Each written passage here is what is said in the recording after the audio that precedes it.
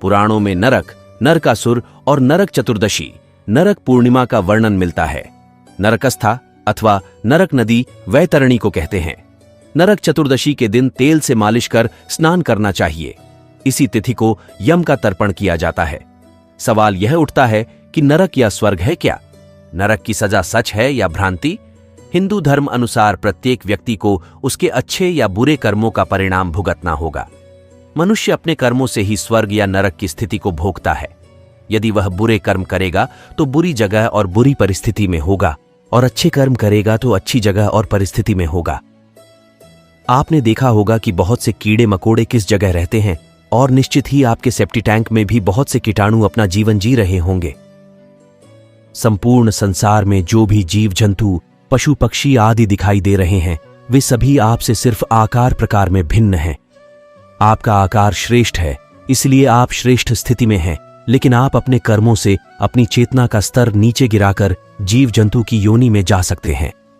पुराणों अनुसार जीवात्मा 84 लाख योनियों में भटकने के बाद मनुष्य जन्म पाती है, अर्थात नीचे से ऊपर उठने की इस प्रक्रिया को ही ऊर्ध्वगति कहते हैं। यदि मनुष्य अपने पाप कर्मों के द्वारा फिर से नीचे गिरने लगता है तो उसे अधोगति कहते हैं। अधोगति में गिरना ही नरक में गिरना होता है। नीचे गिरना ही अपना आप में एक सजा ही है। जिस तरह हमारा शरीर जब रात्रि में अचेत होकर सो जाता है, तब हम हर तरह के स्वप्न देखते हैं। यदि हम लगातार बुरे स्वप्न देख रहे हैं तो यह नरक की ही स्थिति है। यह मरने के बाद अधोगति में गिरने का संकेत ही है। दरअसल आप अपने जीवन में चेतना, जागरण को ऊपर उठाते हैं या नीचे गिराते हैं, यह आप पर ही निर्भर है। नीचे गिरेंगे तो आपको नीचे के लोक में जीवन मिलेगा। कहते हैं कि स्वर्ग धरती के ऊपर है तो नरक धरती के नीचे यानी पाताल भूमि में है। इसे अधोलोक भी कहते हैं। अधोलोक यानी नीचे का लोक है। ऊर्ध्वलोक का अर्थ ऊपर का लोक अर्थात स्वर्ग। मध्य लोक में हमारा ब्रह्मांड है। सामान्यतः 1 ऊर्ध्व गति, 2 स्थिर गति और 3 अधोगति होती है, जो कि अगति और गति के अंतर्गत आती हैं। पाताल के नीचे बहुत अधिक जल है और उसके नीचे नरकों की स्थिति बताई गई है, जिनमें पापी जीव स्वतः ही गिरकर सजा पाते हैं। यूं तो नरकों की संख्या 55 करोड़ है, किंतु उनमें रौरव से लेकर श्वभोजन तक 21 प्रधान हैं। महाभारत में राजा परीक्षित इस संबंध में शुकदेव जी से प्रश्न पूछते हैं तो वे कहते हैं कि राजन, ये नरक त्रिलोक के भीतर ही है तथा दक्षिण की ओर पृथ्वी से नीचे जल के ऊपर स्थित है। उस लोक में सूर्य के पुत्र पितृराज भगवान यम है। वे अपने सेवकों के सहित रहते हैं तथा भगवान की आज्ञा का उल्लंघन न करते हुए अपने दूतों द्वारा वहां लाए हुए मृत प्राणियों को उनके दुष्कर्मों के अनुसार पाप का फल दंड देते हैं। श्रीमद् भागवत और मनुस्मृति के अनुसार नरकों के नाम 1 तामिस्त्र, 2 अंधशिस्त्र, 3 रोवर, 4 महारोवर, 5 कुंभिपाक, 6 कालसूत्र, 7 आसिपवन, 8 सकुरमुख, 9 अंधकूप, 10 में भोजन, 11 संदेश, 12 तप्तसूर्मी, 13 वज्रकंटक शलमली, 14 वैतरणी, 15 पुयोद, 16 प्राणारोध, 17 विशेषण, 18 लालभक्ष, 19 सार में यादन, 20 अविचे और 21 आई पाण। इसके अलावा 22 क्षरकर्दम, 23 रक्षोगण भोजन, 24 शूल प्रोत, 25 दंदशूक, 26 अवनिरोधन, 27 पर्यावर्तन और 28 सूचीमुख। ये 7, 22 से 28 मिलाकर कुल 28 तरह के नरक माने गए हैं, जो सभी धरती पर ही बताए जाते हैं। हालांकि कुछ पुराणों में इनकी संख्या 36 तक है। इनके अलावा वायु पुराण और विष्णु पुराण में भी कई नरक कुंडों के नाम लिखे हैं। वसा कुंड, तप्ता कुंड, सर्प कुंड और चक्र कुंड आदि। था ऐसे ही और भी भयंकर नरक हैं। दरअसल ये धरती पर पाए जाने वाले वे भयंकर स्थान हैं जहां आप नहीं जाना चाहेंगे या जहां आप किसी अन्य जंतु के रूप में जन्म लेकर नहीं रहना चाहेंगे। लेकिन यदि आपने अपनी चेतना का स्तर गिरा लिया है तो आप स्वतः ही वहां पैदा होने वाले हैं या सूक्ष्म शरीर के रूप में वहां कुछ काल रहने वाले हैं। यदि आप ध्यान से देखेंगे तो आपके आसपास ही आपको नरक नजर आ जाएंगे, जहां कई जीव जंतु बहुत ही बुरी स्थिति में रह रहे हैं। जब युधिष्ठिर स्वर्ग पहुंचे तो पांडवों का हाल देखकर अचंभित रह गए। यदुवंशियों के नाश की बात जानकर युधिष्ठिर को बहुत दुख हुआ। महर्षि वेदव्यास की बात मानकर द्रौपदी सहित पांडवों ने राजपाट त्याग कर परलोक जाने का निश्चय किया। श्री कृष्ण सहित पूरे यदुवंशियों के मारे जाने से दुखी पांडव भी परलोक जाने का निश्चय करते हैं और इस क्रम में 5 पांडव और द्रौपदी स्वर्ग पहुंचते हैं, जहां द्रौपदी, भीम, अर्जुन, सहदेव और नकुल शरीर को त्याग कर स्वर्ग पहुंचते हैं वही युधिष्ठिर सशरीर स्वर्ग पहुंचते हैं। हालांकि उन्हें अपनी एक गलती के कारण कुछ समय नरक में भी बिताना पड़ता है। इस पूरे सफर में उनके साथ एक कुत्ता भी होता है। आइए अब विस्तार पूर्वक जानते हैं कि वो कुत्ता कौन था तथा पांडवों को स्वर्ग पहुंचने में किन किन कठिनाइयों का सामना करना पड़ा। नगर के बाहर निकलते ही जब द्वारिका समुद्र में डूब गई तो यह दृश्य देखकर सभी को आश्चर्य हुआ। अर्जुन यदुवंश की स्त्रियों व द्वारकावासियों को लेकर तेजी से हस्तिनापुर की ओर चलने लगे। रास्ते में पंचन देश में अर्जुन ने पड़ाव डाला। वहां रहने वाले लुटेरों ने जब देखा कि अर्जुन अकेले ही इतने बड़े जनसमुदाय को लेकर जा रहे हैं तो धन के लालच में आकर उन्होंने उन पर हमला कर दिया। अर्जुन ने लुटेरों को चेतावनी दी, लेकिन फिर वे नहीं माने और लूटपाट करने लगे। तब अर्जुन ने अपने दिव्य अस्त्र शस्त्रों का स्मरण किया, लेकिन उनकी स्मरण शक्ति लुप्त हो गई। अर्जुन ने देखा कि कुछ ही देर में उनकी तरकश के सभी बाण भी समाप्त हो गए। तब अर्जुन बिना शस्त्र से ही लुटेरों से युद्ध करने लगे, लेकिन देखते ही देखते लुटेरे बहुत सा धन और स्त्रियों को लेकर भाग गए। अस्त्रों का ज्ञान लुप्त हो गया, धनुष पर काबू नहीं चलता था, अक्षय बाण भी समाप्त हो गए। ये देखकर अर्जुन को बहुत दुख हुआ। जैसे तैसे अर्जुन यदुवंश की बची हुई स्त्रियों व बच्चों को लेकर कुरुक्षेत्र पहुंचे। यहां आकर अर्जुन ने वज्र, श्री कृष्ण का पोता, को इंद्रप्रस्थ का राजा बना दिया। रुक्मिणी, शैब्या, हेमवती तथा जामवंती आदि रानियां अग्नि में प्रवेश कर गईं। शेषवन में तपस्या के लिए चली गईं। बूढ़ों, बालकों व अन्य स्त्रियों को अर्जुन ने इंद्रप्रस्थ में रहने के लिए कहा। वज्र को इंद्रप्रस्थ का राजा बनाने के बाद अर्जुन महर्षि वेदव्यास के आश्रम पहुंचे। यहां आकर अर्जुन ने महर्षि वेदव्यास को बताया कि श्री कृष्ण, बलराम सहित सारे यदुवंशी समाप्त हो चुके हैं। तब महर्षि ने कहा कि यह सब इसी प्रकार होना था, इसलिए इसके लिए शोक नहीं करना चाहिए। तब अर्जुन ने यह भी बताया कि किस प्रकार साधारण लुटेरे उनके सामने यदुवंश की स्त्रियों को हर कर ले गए और वे कुछ भी न कर सके।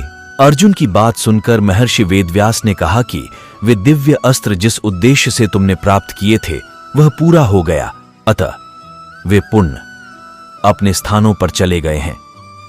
महर्षि ने अर्जुन से यह भी कहा कि तुम लोगों ने अपना कर्तव्य पूर्ण कर लिया है, अतः अब तुम्हारे परलोक गमन का समय आ गया है और यही तुम्हारे लिए श्रेष्ठ भी है। महर्षि वेदव्यास की बात सुनकर अर्जुन उनकी आज्ञा से हस्तिनापुर आए और उन्होंने पूरी बात महाराज युधिष्ठिर को बता दी। यदुवंशियों के नाश की बात जानकर युधिष्ठिर को बहुत दुख हुआ। महर्षि वेदव्यास की बात मानकर द्रौपदी सहित पांडवों ने राजपाट त्याग कर परलोक जाने का निश्चय किया। युधिष्ठिर ने युयुत्सु को बुलाकर उसे संपूर्ण राज्य की देखभाल का भार सौंप दिया और परीक्षित का राज्याभिषेक कर दिया। युधिष्ठिर ने सुभद्रा से कहा कि आज से परीक्षित हस्तिनापुर का तथा वज्र इंद्रप्रस्थ का राजा है, अतः तुम इन दोनों पर समान रूप से स्नेह रखना। इसके बाद पांडवों ने अपने मामा वसुदेव व श्री कृष्ण तथा बलराम आदि का विधिवत तर्पण व श्राद्ध किया। इसके बाद पांडवों व द्रौपदी ने साधुओं के वस्त्र धारण किए और स्वर्ग जाने के लिए निकल पड़े। पांडवों के साथ साथ एक कुत्ता भी चलने लगा। अनेक तीर्थों, नदियों व समुद्रों की यात्रा करते करते पांडव आगे बढ़ने लगे। पांडव चलते चलते लाल सागर तक आ गए। अर्जुन ने लोभवश अपना गांडीव धनुष व अक्षय तरकशों का त्याग नहीं किया था। तभी वहां अग्निदेव उपस्थित हुए और उन्होंने अर्जुन से गांडीव धनुष और अक्षय तरकशों का त्याग करने के लिए कहा। अर्जुन ने ऐसा ही किया। पांडवों ने पृथ्वी की परिक्रमा पूरी करने की इच्छा से उत्तर दिशा की ओर यात्रा की। यात्रा करते करते पांडव हिमालय तक पहुंच गए। हिमालय लांघकर पांडव आगे बढ़े तो उन्हें बालू का समुद्र दिखाई पड़ा। इसके बाद उन्होंने सुमेरु पर्वत के दर्शन किए। पांचों पांडव, द्रौपदी तथा वह कुत्ता तेजी से आगे चलने लगे। तभी द्रौपदी लड़खड़ा आकर गिर पड़ी। द्रौपदी को गिरा देख भीम ने युधिष्ठिर से कहा कि द्रौपदी ने कभी कोई पाप नहीं किया, तो फिर क्या कारण है कि वह नीचे गिर पड़ी। युधिष्ठिर ने कहा कि द्रौपदी हम सभी में अर्जुन को अधिक प्रेम करती थी, इसलिए उसके साथ ऐसा हुआ है। ऐसा कहकर युधिष्ठिर द्रौपदी को देखे बिना ही आगे बढ़ गए। थोड़ी देर बाद सहदेव भी गिर पड़े। भीमसेन ने सहदेव के गिरने का कारण पूछा तो युधिष्ठिर ने बताया कि सहदेव किसी को अपने जैसा विद्वान नहीं समझता था, इसी दोष के कारण इसे आज गिरना पड़ा है। कुछ देर बाद नकुल भी गिर पड़े। भीम के पूछने पर युधिष्ठिर ने बताया कि नकुल को अपने रूप पर बहुत अभिमान था, इसलिए आज इसकी यह गति हुई है। थोड़ी देर बाद अर्जुन भी गिर पड़े। युधिष्ठिर ने भीमसेन को बताया कि अर्जुन को अपने पराक्रम पर अभिमान था। अर्जुन ने कहा था कि मैं एक ही दिन में शत्रुओं का नाश कर दूंगा, लेकिन ऐसा कर नहीं पाए। अपने अभिमान के कारण ही अर्जुन की आज यह हालत हुई है। ऐसा कहकर युधिष्ठिर आगे बढ़ गए। थोड़ी आगे चलने पर भीम भी गिर गए। जब भीम ने युधिष्ठिर से इसका कारण तो उन्होंने बताया कि तुम खाते बहुत थे और अपने बल का झूठा प्रदर्शन करते थे, इसलिए तुम्हें आज भूमि पर गिरना पड़ा है। यह कहकर युधिष्ठिर आगे चल दिए। केवल वह कुत्ता ही उनके साथ चलता रहा। युधिष्ठिर कुछ ही दूर चले थे कि उन्हें स्वर्ग ले जाने के लिए स्वयं देवराज इंद्र अपना रथ लेकर आ गए। तब युधिष्ठिर ने इंद्र से कहा कि मेरे भाई और द्रौपदी मार्ग में ही गिर पड़े हैं, वे भी हमारे साथ चलें, ऐसी व्यवस्था कीजिए। तब इंद्र ने कहा कि वे सभी पहले ही स्वर्ग पहुंच चुके हैं। वे शरीर त्याग कर स्वर्ग पहुंचे हैं और आप सशरीर स्वर्ग में जाएंगे।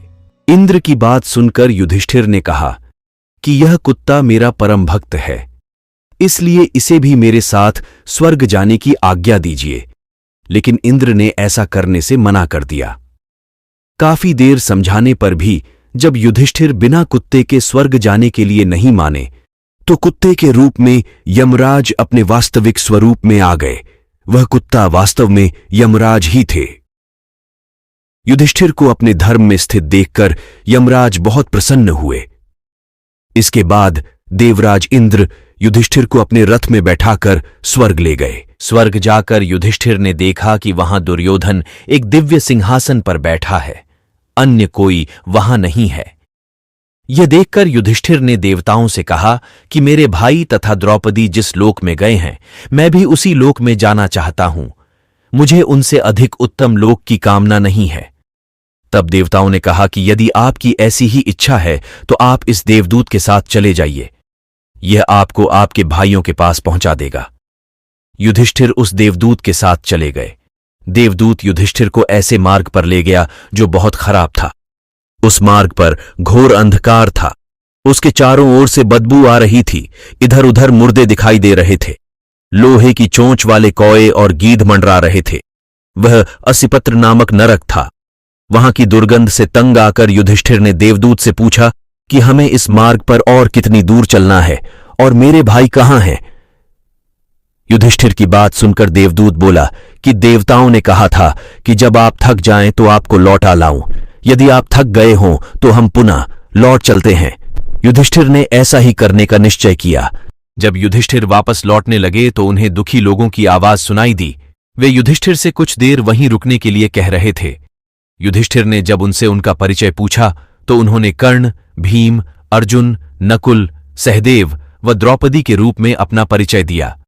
तब युधिष्ठिर ने उस देवदूत से कहा कि तुम पुनः देवताओं के पास लौट जाओ।